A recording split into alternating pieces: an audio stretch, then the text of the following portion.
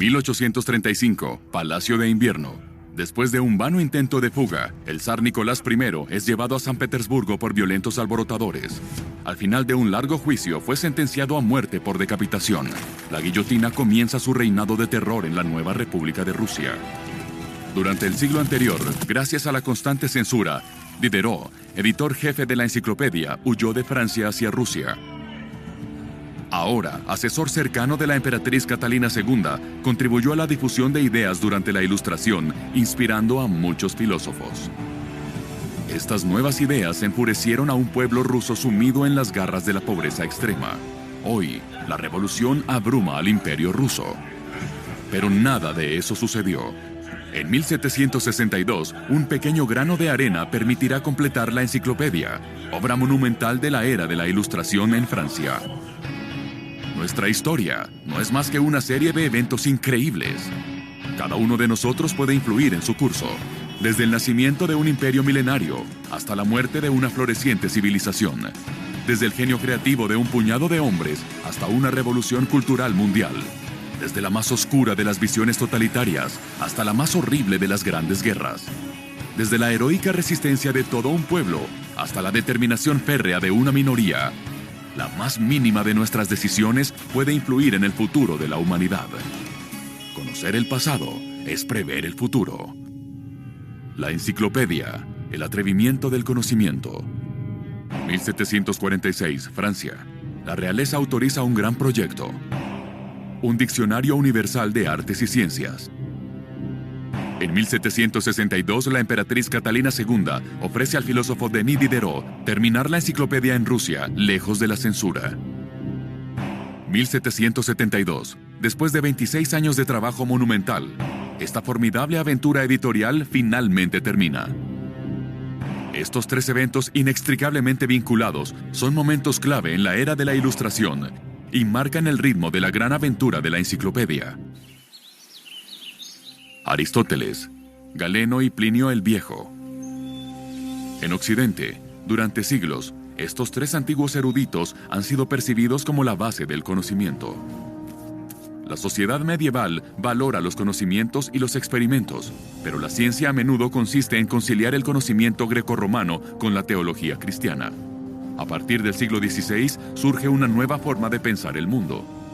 En 1543, después de haber esperado hasta el final de su vida, el astrónomo y matemático Copérnico publica De Revolutionibus Orbium Celestium.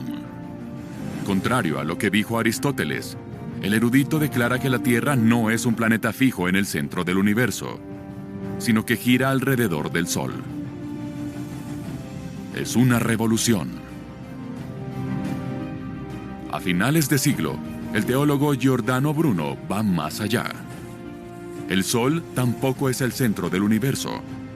Es solo una estrella entre muchas otras en el universo.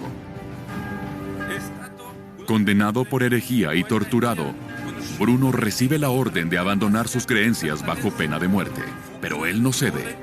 En 1600, en Roma, es quemado vivo. 33 años después, la Iglesia ataca a otro erudito. Enfrentando su omnipotencia, Galileo se ve obligado a retractarse de su teoría sobre los movimientos de los cuerpos celestes. A finales de siglo, el inglés Isaac Newton formula su ley de gravitación universal, fundando la física moderna. En sus cálculos, no acudió a Aristóteles ni a la Biblia, sino al lugar destacado dado a las matemáticas y a los experimentos. El método científico está en pleno desarrollo. El filósofo Descartes desarrolla un método de razonamiento, excluyendo las creencias de hecho y las supersticiones. Es hora de dar paso al espíritu cartesiano, la crítica y la lógica.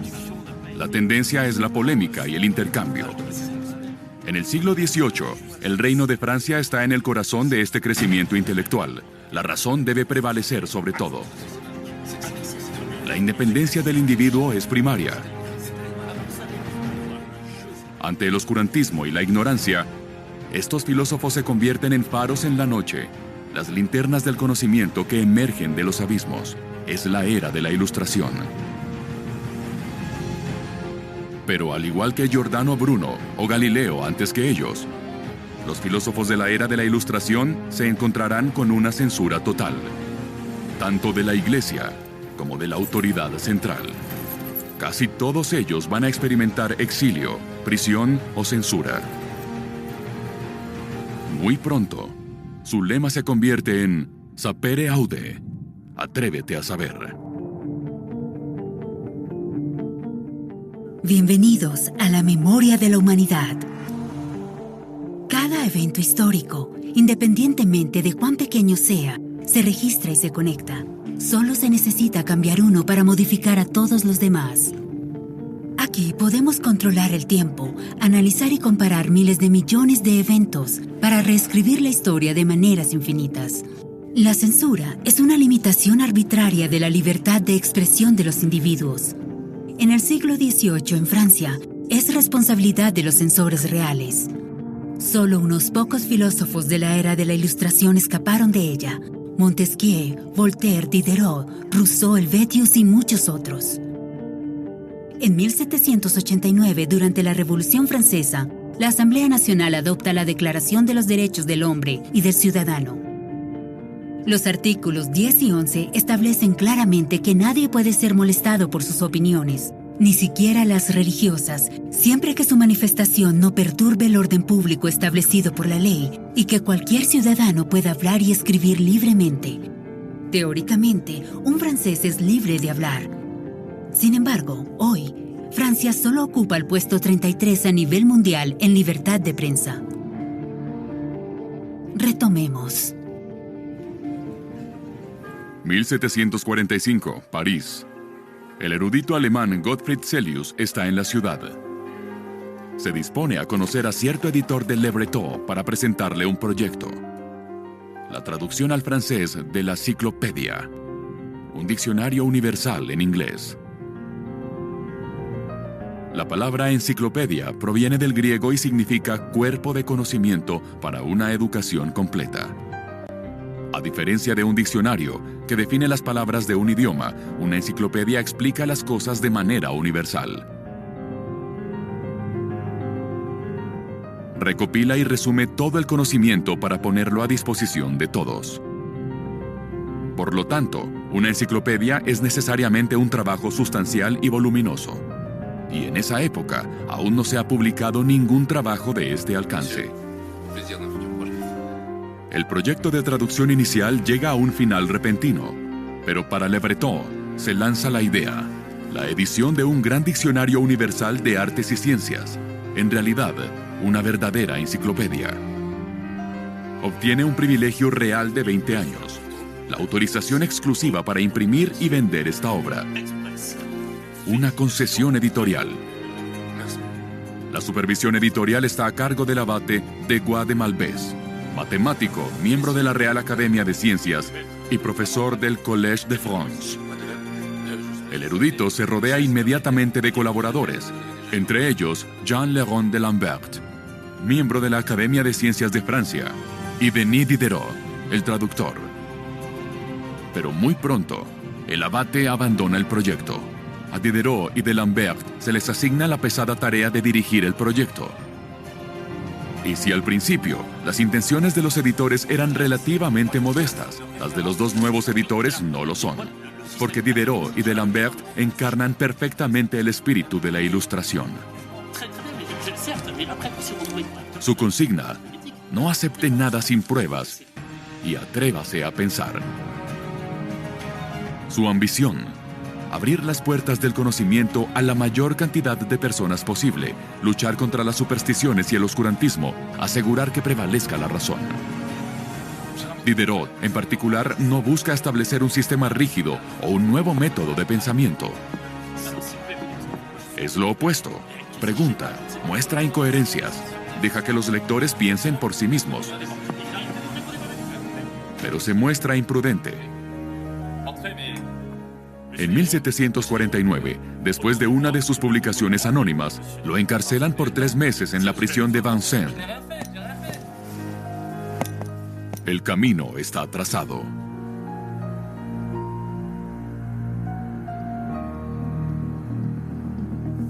Financiando un proyecto. mundo editorial del siglo XVIII es muy diferente del actual. A pesar del progreso de la impresión, el proceso de fabricación sigue siendo tedioso.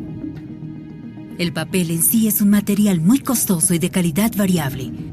Para financiar un proyecto tan ambicioso, los enciclopedistas recurren al sistema de suscripciones. Una suscripción es una compra anticipada. El futuro cliente acepta pagar un anticipo para permitir la publicación del trabajo y obtiene una copia una vez que se completa la fabricación. Representa un riesgo. No puede estar seguro ni de la fecha de entrega ni de la calidad final. Para convencer a los suscriptores, Diderot escribe un texto acompañado de una imagen que representa esquemáticamente la estructura de la enciclopedia en forma de árbol de conocimiento. Este tipo de texto, denominado folleto informativo, ha dado su nombre a los folletos que conocemos hoy. Este sistema de suscripción es muy similar al multifinanciamiento tal como lo conocemos hoy, una forma en la que cada uno de nosotros financia la cultura que nos agrada. 1751. 5 años después del lanzamiento del proyecto enciclopédico, el primer volumen sale de los talleres de Le Breton. Un prefacio de D'Alembert expone las ambiciones de los autores, un verdadero manifiesto de la Ilustración. Al año siguiente, el lanzamiento del segundo volumen parece transcurrir sin problemas, hasta que uno de los colaboradores, un abate, publica una tesis. Incluye explicaciones racionales de las curaciones milagrosas de Jesucristo. Es un escándalo, una blasfemia.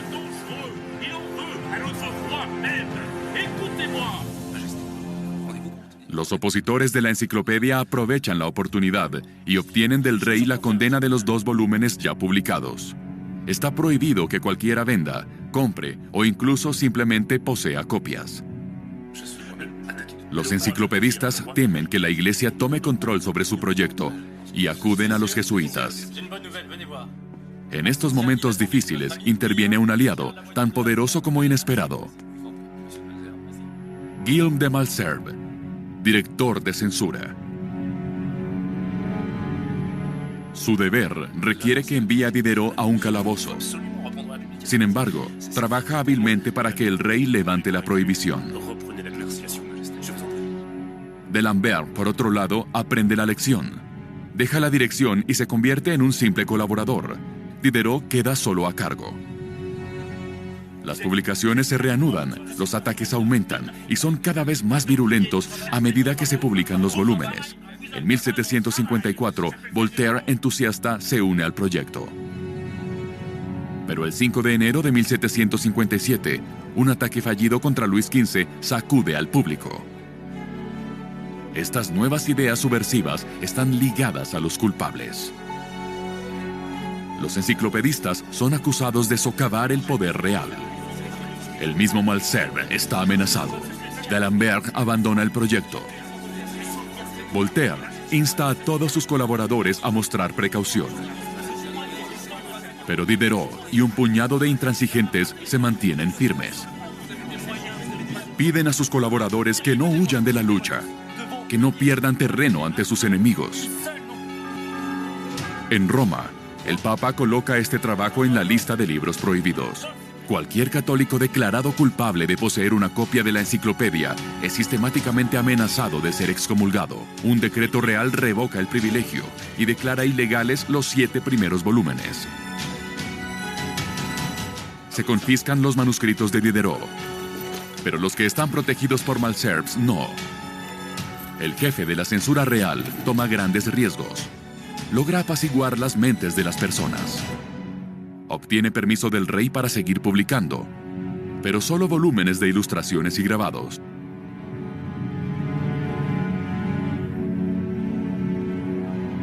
Entonces comienza el periodo clandestino de la enciclopedia. Con la complicidad pasiva de la policía, los volúmenes de texto restantes se escriben e imprimen en secreto en los talleres de Le Breton. Este es un periodo muy difícil para Diderot. Durante años, soporta amenazas e insultos y trabaja hasta morir en silencio. Es entonces cuando en 1762 la emperatriz Catalina II le propone terminar la enciclopedia en Riga, en el Imperio ruso, lejos de la censura. Llegamos a un punto de divergencia. Un punto de divergencia es un momento clave, una encrucijada en nuestra historia donde nuestro mundo puede oscilar de un lado a otro. El impacto de los libros en nuestras sociedades es muy difícil de evaluar. ¿Cómo sería nuestro mundo sin la Biblia, la Torá o el Corán? O si las obras de Karl Marx o Darwin nunca se hubieran publicado. ¿Qué hubiera pasado si, bajo la presión de la censura, Diderot hubiera aceptado la oferta de Catalina II? Podemos considerar que en Francia, el curso de la historia habría sido más o menos el mismo. La Revolución Francesa sin duda habría sucedido, pero para la Rusia del siglo XVIII habría sido diferente. Catalina II fue muy receptiva a las ideas de los filósofos de la Ilustración y mantuvo una intensa correspondencia con Diderot. La enciclopedia habría atraído a muchos pensadores, filósofos y mentes ilustradas. Rusia podría haber seguido un camino similar al de Francia. Impulsados por nuevas ideas de libertad, inspirados en el ejemplo francés, el pueblo ruso, esclavizado y miserable, se habría rebelado en su derecho a derrocar el poder y establecer una república en Rusia. En consecuencia, podemos imaginar un periodo de agitación que llevaría a la ejecución pública del último zar de Rusia. Una guillotina frente al Palacio de Invierno. 1765. Los últimos 10 volúmenes de texto, impresos en secreto sin un privilegio real, se publican de una vez y con una dirección falsa. Para eludir la prohibición, los volúmenes se entregan fuera de las murallas de la ciudad de París. Por razones de seguridad, el nombre de Diderot ya no aparece en él. Para el editor jefe, el gran maldito trabajo está terminado. El final de unos 20 años de trabajo y sacrificios, pero también de traiciones. No mucho antes de la publicación, Diderot se dio cuenta de que Le Breton había ejercido una censura preventiva. En 1772, los últimos volúmenes de ilustraciones finalmente se completan y se publican a su vez.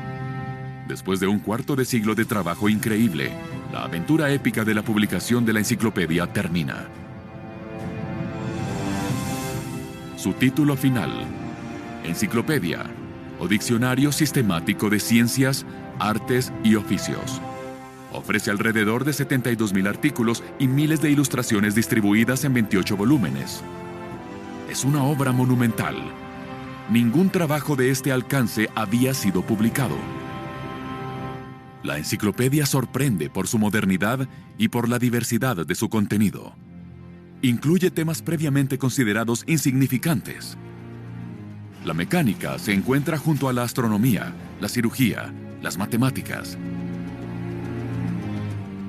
Su concepción es original en sí misma, un trabajo colectivo con más de 150 colaboradores que escribieron artículos, en su mayoría de forma voluntaria. Diderot es autor de una gran variedad de artículos, especialmente técnicos. Numerosas historias lo describen paseando por las tiendas de fabricación para comprender todos sus secretos. D'Alembert, a pesar de su retirada, proporcionó alrededor de 1,600 artículos, principalmente sobre matemáticas. Pero también el caballero de Jacquard, un caballero dedicado por completo al trabajo de la enciclopedia, incluso en los tiempos más difíciles. Le debemos más de 17,000 artículos, casi el 24% del total. Sí, con más de 150 colaboradores diferentes, la calidad de los artículos es muy variable.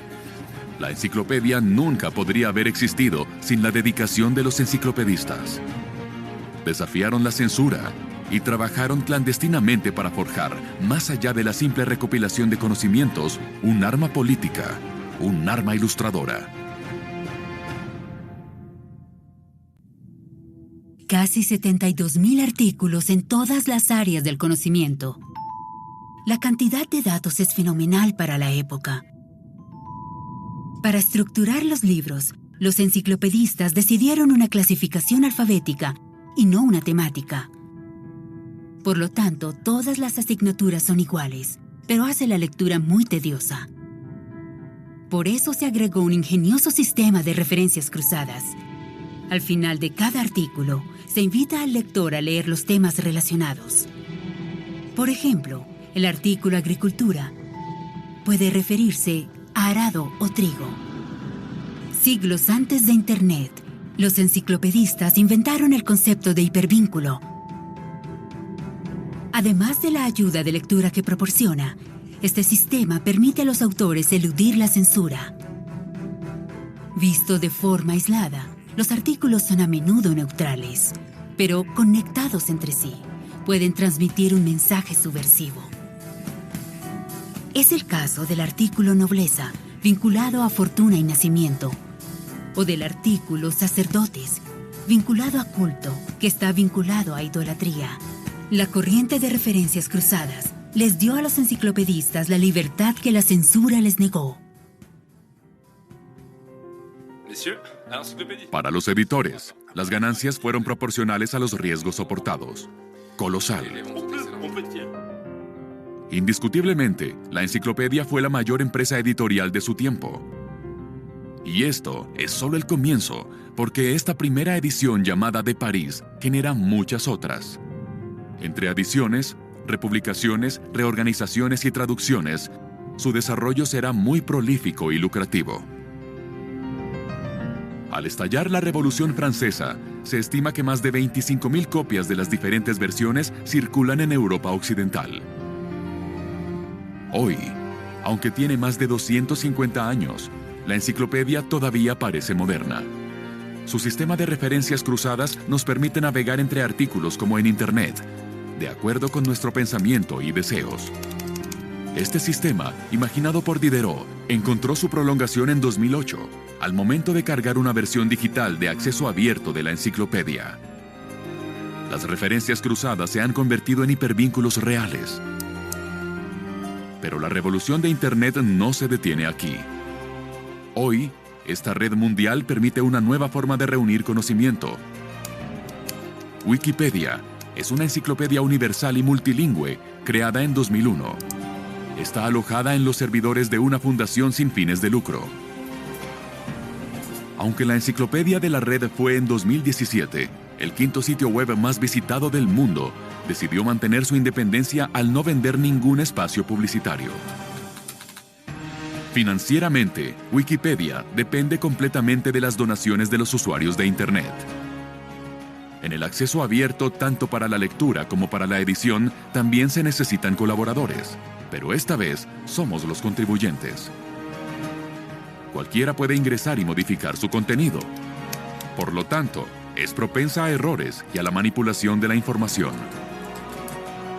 Potente herramienta de difusión, Wikipedia se distingue por un punto fundamental: el deseo de neutralidad. Diderot probablemente no se habría conformado con esta simple yuxtaposición de contenidos. Habría hecho un trabajo político con ello. Pero esa es otra historia.